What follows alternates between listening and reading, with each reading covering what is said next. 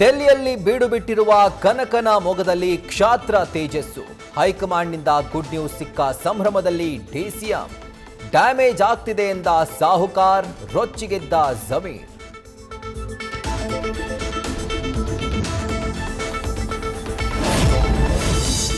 ಗಣಿನಾಡಲ್ಲಿ ಕೇಸರಿ ಧೂಳು, ರೆಡ್ಡಿಗೆ ಬಲ ಕೊಟ್ಟು ಘರ್ಜನೆ.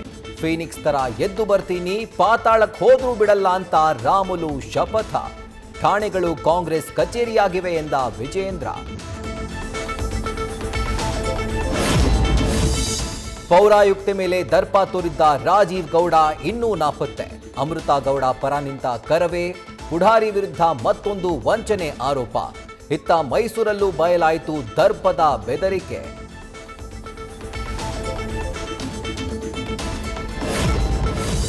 ಚಿತ್ರದುರ್ಗದ ರೇಣುಕಾಸ್ವಾಮಿ ಕೊಲೆ ಕೇಸ್ಗೆ ರತ್ನಪ್ರಭಾ ಹೇಳಿಕೆ ಟ್ವಿಸ್ಟ್. ಪ್ರಾಸಿಕ್ಯೂಷನ್ ಅರ್ಜಿ ವಜಾ, ದರ್ಶನ್ಗೆ ಆಗುತ್ತಾ ಪ್ಲಸ್. ಅತ್ತ ಮನೆ ಊಟಕ್ಕಾಗಿ ಪವಿತ್ರ ಪರವಾಗಿ ತಾಯಿ ಅಫಿಡವಿಟ್.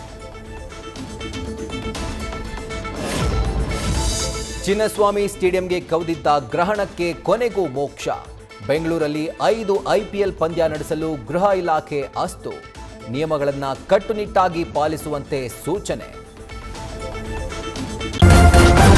ನ್ಯೂಸ್ ಫಸ್ಟ್, ನಿರ್ಭೀತಿಯಿಂದ ನಿಮ್ಮ ಪರವಾಗಿ.